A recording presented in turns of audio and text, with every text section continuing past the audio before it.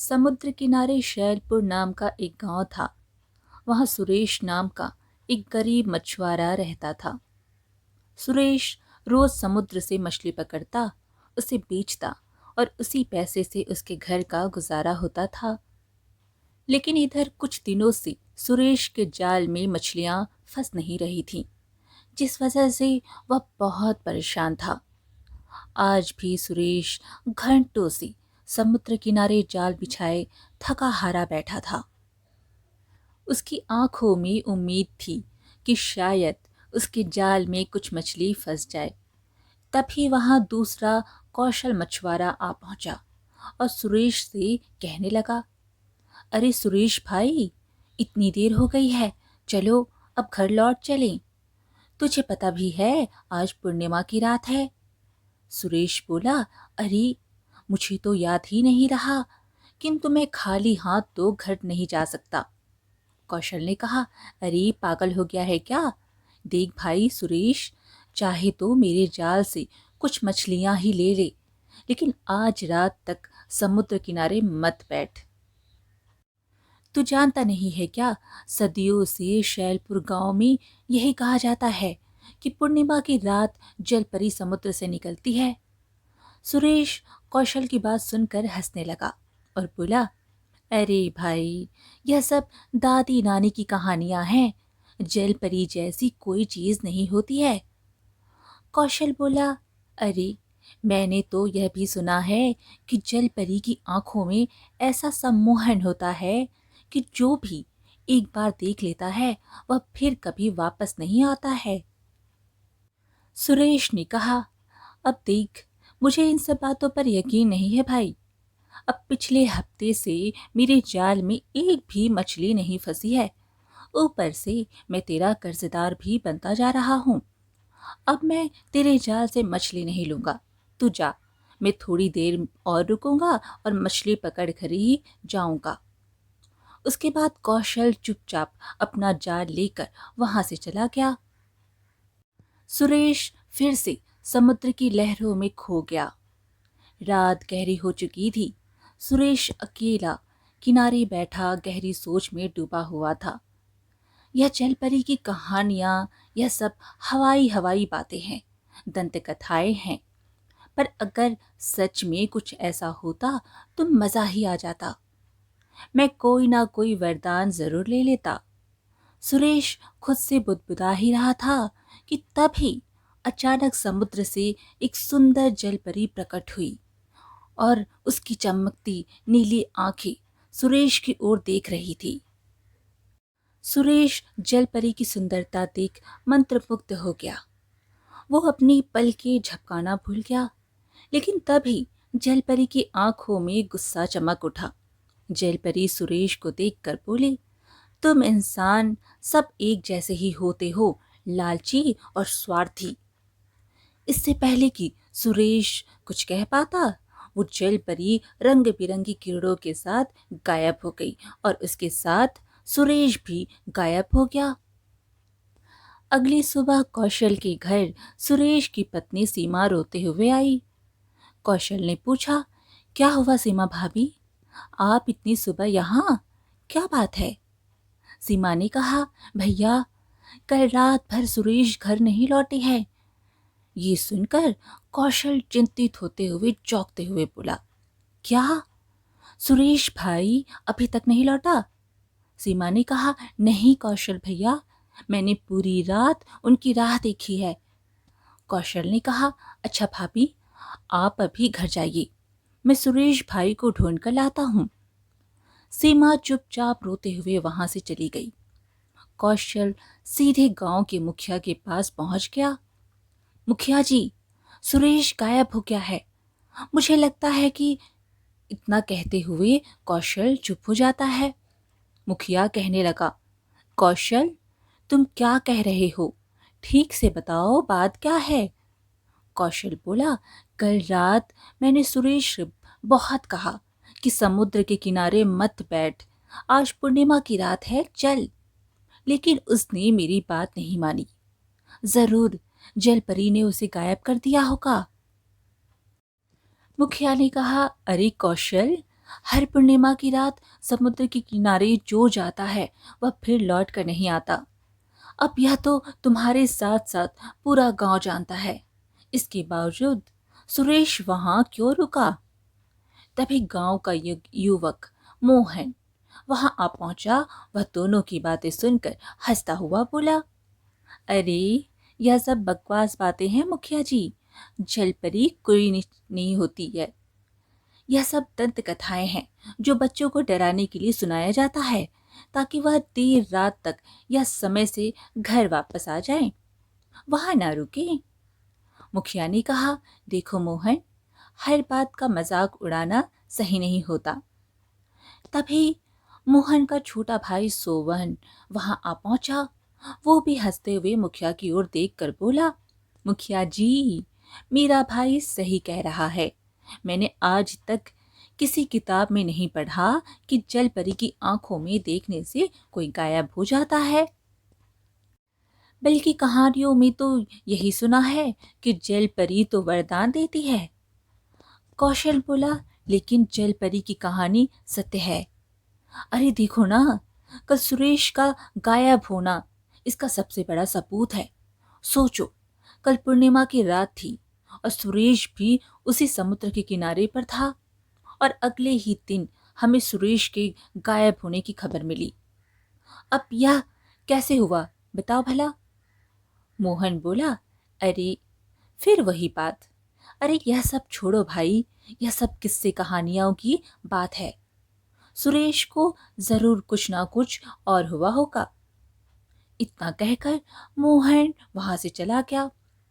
मुखिया सोहन की ओर देखकर गंभीर स्वर में बोला, अरे गांव में एक युवक गायब हो गया है और तुम दोनों का मजाक सोच रहा है।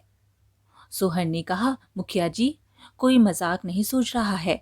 आप निश्चिंत रहिए, मैं इस बकवास को साबित कर दूंगा। 3 दिन बाद फिर से पूर्णिमा की रात है। उस रात मैं रात भर समुद्र के किनारे बैठकर शांत लहरों को देखूंगा। आप इस बात को गांव में ऐलान करवा दीजिए। इतना कहकर सोहन और कौशल अपने अपने घर लौट गए। घर पर मोहन सोहन से बोला, क्यों सोहन, मैंने गांव में सुना है कि तुम 3 दिन बाद समुद्र के किनारे रात में ठहरने वाले हो। सोहन बोला, हाँ भैया, मैं गांव वालों का बरसों पुराना डर खत्म करना चाहता हूँ। मैं साबित कर दूंगा कि इस पूर्णिमा की रात की कोई जल परी नहीं होती है। यह सब फालतू की कहानियां हैं बस। मोहन बोला, बहुत अच्छा कर रहे हो तुम। मुझे तुम पर गर्व है। बहुत बढ़िया। अगले दिन मोहन अपने खेत में पेड़ के नीचे बैठा था कि तभी उसकी प्रेमिका चंदा वहां आ पहुंची और मोहन से कहने लगी, अरे मोहन, यह क्या पागलपन है? मैंने सुना है कि तुम्हारा छोटा भाई सोहन पूर्णिमा की रात में समुद्र के किनारे रात बिताने की योजना बना रहा है। मोहन बोला, हाँ चंदा, वो जलपरी वाली बातें सब बकवास है। ऐसा कुछ भी नहीं होता है। तुम फालतू की चिंता ना करो, कुछ नहीं होगा। चंदा ने कहा, मोहन, जरा सोचो, अगर इस कहानी में थोड़ी सी भी सच्चाई हुई तो तुम अपने छोटे भाई को हमेशा के लिए खो दोगी। गांव में जो भी गायब हुआ वो कभी नहीं लौटा। मोहन बोला, मुझे लगता है कि जिन लोगों को गांव छोड़कर भागना होता है ना, वही पूर्णिमा की रात समुद्र किनारे जाते हैं और गायब हो जाते हैं। गांव वाले आसानी से मान लेते हैं कि जल परी उन्हें गायब कर देती है, जबकि गायब होने वाले गांव छोड़कर ही चले जाते हैं। मोहन की बात सुनकर चंदा नाराज होकर वहां से चली गई। 3 दिन बाद सोहन समुद्र के किनारे बैठा था। चांदनी रात में समुद्र की लहरें हल्की आवाज कर रही थी। सोहन मुस्कुराते हुए समुद्र की ओर देखकर खुद से बोला, समुद्र किनारे बैठा हूं मैं जलपरी के इंतजार में। आ जा रही जलपरी समुद्र के किनारे। अरे ओ जलपरी, कहाँ हो तुम जलपरी? अरे मेरे पास भी आओ तो सही। क्योंकि मैं हूं तुम्हारे इंतजार में। तभी रंग बिरंगे किरणों के साथ जलपरी प्रकट हो गई। सोहन मंत्रमुग्ध होकर उसकी सुंदरता को देखकर बोला, हाँ, इसका मतलब गांव वालों की दंत कथाएं सच थी। इतनी सुंदर लड़की तो मैंने कभी नहीं देखी। सोहन ना चाहते हुए भी जलपरी की आंखों में झांकने लगा। तभी जलपरी गुस्से में सोहन की ओर देखकर बोली, तुम इंसान सब के सब एक जैसे होते हो। इतना कहकर जलपरी और सोहन अचानक गायब हो गए। अगली सुबह जब सोहन घर नहीं लौटा तो मोहन परेशान हो गया। उस समुद्र के किनारे सोहन को खोजने निकल गया, लेकिन उसे सोहन का कुछ पता न चला। मोहन गांव में सोहन को ढूंढने लगा, लेकिन वो कहीं नहीं मिला। मुखिया मोहन को चिंतित देखकर बोला, क्या हुआ मोहन, तुम्हारा भाई भी नहीं लौटेगा क्या? तुम दोनों भाइयों ने हमेशा गांव की दंत कथाओं का मजाक उड़ाया है। मोहन चुपचाप घर चला गया। घर पर चंदा पहले से ही मौजूद थी। क्या हुआ मोहन, सोहन कहीं नहीं मिला ना? मोहन बोला, लगता है सोहन मुझे परेशान करना चाह रहा होगा, इसलिए जानबूझकर कहीं चला गया होगा। हो सकता है कि वो शाम तक लौट आए। इतना परेशान होने वाली बात नहीं है, चिंता मत करो, विश्वास करो। चंदा ने कहा, मोहन, अगर पूर्णिमा की रात सोहन समुद्र के किनारे गया होगा और जल परी की आंखों के सामने आया होगा तो फिर वो कभी नहीं लौटेगा। इतना कहकर चंदा वहां से चली गई। मोहन घर के बाहर खड़ा होकर पूरी रात सोहन का इंतजार करता रहा, लेकिन सोहन नहीं लौटा। ऐसे ही 2-3 दिन बीत गए। मोहन को धीरे धीरे गांव की दंत कथाओं पर विश्वास होने लगा। वो चिंतित होकर चंदा के पास जाकर बोला, चंदा, मुझे तुम्हारी बात माननी चाहिए थी। मुझे गांव वालों का मजाक नहीं उड़ाना चाहिए था। गांव वालों की बातें सही थी। मेरा भाई अब तक घर नहीं लौटा। चंदा बोली, अब तुम क्या करोगे मोहन?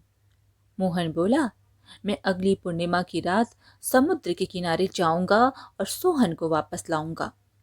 चंदा बोली, तुम पागल हो गए हो क्या? ऐसा मत करना मोहन, वरना तुम भी गायब हो जाओगे। मुझे लगता है कि तुम्हें पहले इस दंत कथा के बारे में सच्चाई जाननी चाहिए। मोहन गंभीर सोच में डूब गया। कुछ देर बाद चंदा बोली, पास के जंगल में एक साधु महाराज रहते हैं। कहते हैं कि उन्हें इस जलपरी के रहस्य के बारे में सब पता है। गांव का कोई भी व्यक्ति जलपरी के डर के कारण आज तक उनसे मिलने नहीं आया है। मोहन बोला, हाँ, तुम सही कह रही हो। मैं आज ही उन साधु महाराज से मिलने जाऊंगा। कुछ दिनों बाद पूर्णिमा की रात है और मैं अपने भाई को किसी भी कीमत पर वापस ला कर रहूंगा। चंदा बोली, हाँ, चलो मोहन, मैं भी तुम्हारे साथ चलूंगी। चंदा और मोहन दोनों जंगल की ओर निकल पड़ी। कुछ देर बाद अंधेरे जंगल में एक पुरानी झोपड़ी के भीतर मोहन और चंदा एक साधु के सामने बैठे थे। साधु ने आंखें बंद कर रखी थी, लेकिन वहां एक रहस्यमय शांति थी।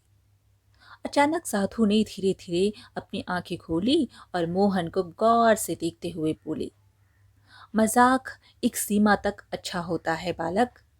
तुमने एक गंभीर विषय का उपहास बनाया, उन सभी लोगों का मजाक उड़ाया जो गांव से गायब हो चुके हैं। मोहन बोला, साधु महाराज, मुझे अपनी गलती का एहसास हो गया है।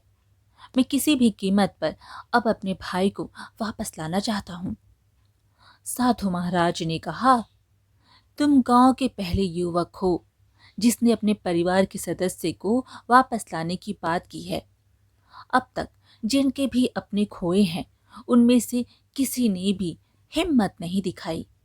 लेकिन याद रखना, आगे का रास्ता तुम्हारे लिए बहुत कठिन होगा। मोहन बोला, साधु महाराज, रास्ता चाहे जितना भी कठिन हो, मैं हार नहीं मानूंगा। मैं हाथ पर हाथ रखकर बैठने वालों में से नहीं हूं। साधु ने अपनी झोली से एक अभिमंत्रित मिट्टी की थैली निकाली और मोहन को पकड़ाते हुए कहा, इस मिट्टी को बहुत संभाल कर रखना, यह राक्षस का अंत करने का कारण बनेगी। मोहन मिट्टी को हाथ में लेकर चौंकते हुए साधु से बोला, राक्षस? साधु महाराज, इस कहानी में जलपरी और मेरे भाई का गायब होना तो समझ में आता है, लेकिन ये राक्षस कहाँ से आ गया? साधु ने कहा, आगे की यात्रा में तुम्हें कई चौंकाने वाले रहस्य मिलेंगे। राक्षस का पता तुम्हें अपनी यात्रा के दौरान ही लगेगा। बिना इस अभिमंत्रित मिट्टी के तुम अपने भाई को कभी वापस नहीं ला पाओगे। यह सुनकर मोहन और चंदा दोनों चौंक गए। साधु ने कहा, अब मेरी बात ध्यान से सुनो। आज रात तुम्हें अपनी नाव लेकर समुद्र के किनारे निकलना होगा। आधी रात तक अपनी नाव को समुद्र में तैरने देना। जब तक समुद्र में बहुत दूर निकल जाओगे, तब अपनी नाव को हवाओं के सहारे छोड़ देना। नियति तुम्हें तुम्हारी मंजिल तक पहुंचा देगी। चंदा ने कहा, साधु महाराज, 3 दिन बाद पूर्णिमा की रात है। क्या आपके पास ऐसी कोई शक्ति नहीं है जिससे आप जलपरी से बात करके इस समस्या का हल कर सकें? साधु ने कहा, वो जलपरी कोई साधारण जलपरी नहीं है, बल्कि वह अपनी दुनिया की रानी है, रानी। और वह बेहद शक्तिशाली है। मैंने जो कहा वही करो। अगर सब कुछ सही रहा तो तुम ना सिर्फ अपने भाई सोहन को, बल्कि अब तक गायब हुए सभी परिवारों को वापस ला सकोगे। जाओ, अब तुम जा सकते हो। मोहन और चंदा झोपड़ी से बाहर निकल गए। कुछ देर बाद रात के समय मोहन और चंदा समुद्र के किनारे नाव लेकर खड़े थे।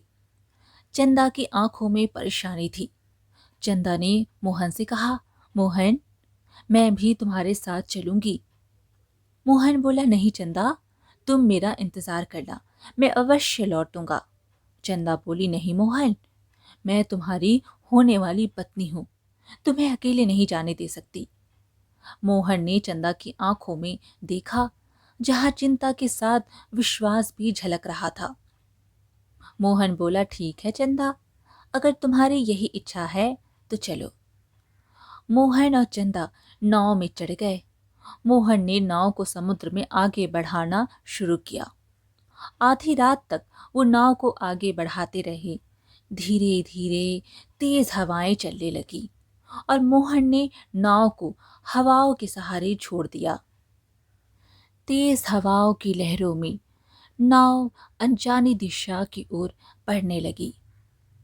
मोहन से चंदा थोड़ी घबराते हुए बोली, मोहन, यह नाव अनजान दिशा की ओर जा रही है। मोहन बोला, चंदा, भूलो मत, साधु महाराज ने कहा था कि नियति हमें हमारी मंजिल तक पहुंचा देगी। तभी वहां समुद्र में एक चक्रवात बन गया। मोहन और चंदा नाव सहित समुद्र में डूब गए। जब उन दोनों की आंखें खुली तो उन्होंने खुद को एक विशाल बगीचे में पाया, जहां उनके जैसे कई लोग उदास और थके हुए थे। मोहन ने इधर उधर नजरें दौड़ाई, तभी उसे उसका भाई सोहन भी नजर आ गया। सोहन मोहन को देखते ही आकर बोला, अरे भैया, मुझे यकीन नहीं हो रहा कि तुम सच में यहाँ हो। मोहन ने पूछा, सोहन, ये कैसी जगह है और ये लोग कौन हैं? यहाँ क्या हो रहा है?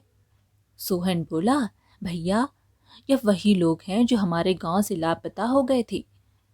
मोहन ने उन सब के चेहरे देखे तो सब के सब अनजान लोग थे। मोहन बोला, लेकिन सोहन, इस सब में से तो मैं किसी को नहीं पहचानता। सोहन ने कहा, भैया, यह वो सब लोग हैं जिनकी संतानें इस दुनिया में जन्मी है। यह समुंदर के नीचे की दुनिया है भैया। यहाँ भी फसलें उगती हैं, खेत होते हैं। यह दुनिया हमारी दुनिया जैसी ही है।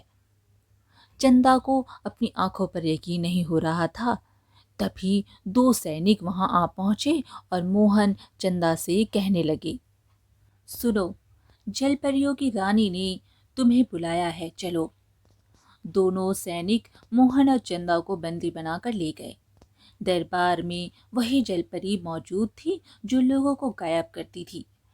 जलपरी ने कहा, तुम दोनों यहाँ क्यों आए हो? तुम्हें यहाँ का पता किसने दिया? मोहन बोला, मैं अपने भाई सोहन को तुम्हारे चंगुल से आजाद कराने आया हूँ। तुम लोगों को गुलाम क्यों बनाकर रखती हो? आखिर तुम लोगों को गायब क्यों करती हो? जलपरी ने कहा, मुझे मनुष्यों से नफरत है। मोहन बोला, लेकिन मुझे समझ नहीं आता कि इंसानों ने तुम्हारा क्या बिगाड़ा है। जलपरी गंभीरता से उनकी ओर देखकर बोलती है, आओ, चलो मेरे साथ। जलपरी उन्हें एक गुफा में ले गई जहां एक बेहद सुंदर स्त्री की मूर्ति खड़ी थी। जलपरी उस मूर्ति की ओर इशारा करते हुए बोली, जानते हो यह कौन है? मोहन बोला, नहीं, हम नहीं जानते कौन है ये। जलपरी ने कहा, ये मेरी माँ है जो वर्षों से पत्थर की बनी हुई है और इसे पत्थर में बदलने वाला कोई और नहीं, एक मनुष्य था। मोहन बोला, ऐसा कैसे हो सकता है?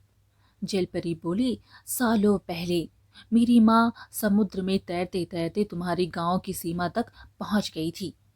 वो समुद्र के किनारे खड़ी होकर तुम्हारी दुनिया को देख रही थी। तभी वहां एक मनुष्य आया और मेरी माँ की सुंदरता को देखकर मंत्रमुग्ध हो गया और पूरी नीयत से उसकी ओर बढ़ा। फिर मेरी माँ ने उसे मना किया और कहा, कोई भी मनुष्य जलपरी को छू नहीं सकता। अगर कोई बुरी नीयत उसे छूती है तो हम पत्थर के बन जाएंगे। लेकिन वो मनुष्य नहीं माना और जैसे ही उसने मेरी माँ को छुआ, वो पत्थर बन गई। मोहन और चंदा की आंखें फटी की फटी रह गई। वो मनुष्य वहां से भाग गया और मेरी माँ पत्थर की बनी इस गुफा में प्रकट हो गई। तभी से मुझे इंसानों से नफरत हो गई। इस पूर्णिमा की रात मैं तुम्हारे गांव पर नजर रखती हूँ, क्योंकि कोई भी इंसान मेरी नजरों से नहीं बच सकता। मैं उन्हें सम्मोहित करके गायब कर देती हूँ और यहाँ गुलामी करवाती हूँ। मोहन बोला, लेकिन यह तो अन्याय है, तुम निर्दोष लोगों को सजा दे रही हो। जलपरी बोली, तुम समझ सकते हो कि मेरे साथ कितना अन्याय हुआ। अगर कोई मेरी माँ को फिर से जीवित कर सकता है तो वो सिर्फ एक जड़ी बूटी। चंदा ने पूछा, कौन सी जड़ी बूटी और वो कहाँ मिलेगी? जलपरी बोली, यह जड़ी बूटी हमारे ही संसार की एक गुफा में है। लेकिन उस गुफा में एक राक्षस रहता है जो बहुत ही शक्तिशाली है। मैंने वो जड़ी बूटी लाने की कई बार कोशिश की, लेकिन हर बार असफल रही। मोहन सोचने लगा, ओह, इसलिए उस साधु ने मुझे वो अभिमंत्रित मिट्टी दी थी। मोहन ने जलपरी से कहा, यदि मैं वो जड़ी बूटी उस राक्षस से ला कर दूं, तो क्या तुम वाकई में सभी इंसानों को आजाद कर दोगी? जलपरी बोली, हाँ, मैं वादा करती हूँ, मैं उन्हें आजाद कर दूंगी और इंसानों के प्रति अपनी नफरत भी समाप्त हो जाएगी। मोहन ने कहा, ठीक है, तो फिर मुझे उस स्थान तक पहुंचा दो। जलपरी बोली, ठीक है, मैं तुम्हें अपने जादुई मंत्रों से उस जगह पहुंचा देती हूँ। जलपरी ने मंत्र पढ़ना शुरू कर दिया। तभी मोहन वहां से गायब हो गया और तुरंत एक अंधेरी गुफा में पहुंच गया जहां एक विशाल राक्षस बैठा था। उसके पास ही जड़ी बूटी रखी थी। राक्षस मोहन को देखते ही बोला, कौन है तू और इतनी हिम्मत कैसे हुई यहाँ आने की तेरी? मोहन बोला, मुझे उस जड़ी बूटी की जरूरत है जिससे परियों की रानी माँ फिर से जीवित हो सके।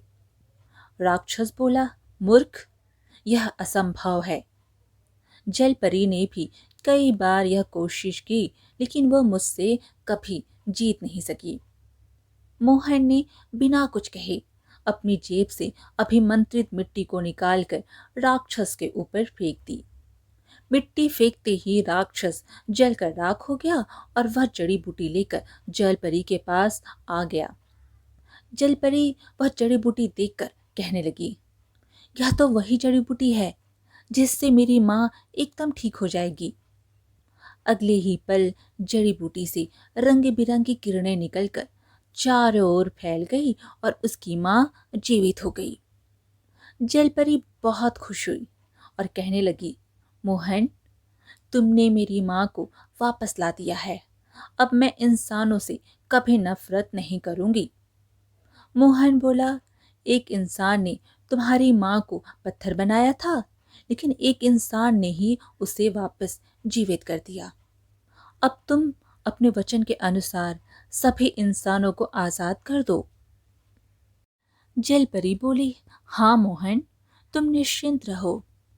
जलपरी अपनी शक्तियों से मोहन, सोहन, चंदा को समुद्र के किनारे भेज दिया। साथ ही सुरेश और बाकी जितने भी लोग उसके कैद में सबको आजाद कर दिया। सोहन मोहन दोनों खुश होते हुए बोले, भाई भाई हम बच गए भाई। हाँ, ये सब किसी चमत्कार से कम नहीं है। अब इस रहस्यमयी जलपरी का डर हमेशा के लिए खत्म हो गया। मोहन, सोहन और चंदा और सुरेश खुशी खुशी गांव लौट आए। गांव में मोहन की बहादुरी के चर्चे होने लगे। मुखिया ने कहा, वाह मोहन, वाह वाह, तुमने वो कर दिखाया जो कोई ना कर सका। मोहन ने कहा, ये सब मेरे भाई सोहन और चंदा के सहयोग के बिना संभव नहीं था। इस प्रकार मोहन की बहादुरी ने न केवल उसके गांव को बचाया, बल्कि जलपरी और अपनी दुनिया के बीच की शांति को भी स्थापित किया। आज की कहानी यहीं पर समाप्त हुई। फिर मिलेंगे एक और कहानी के साथ। कहानी पसंद आए तो लाइक शेयर ज़रूर करें और चैनल को सब्सक्राइब करना बिल्कुल ना भूलें। धन्यवाद।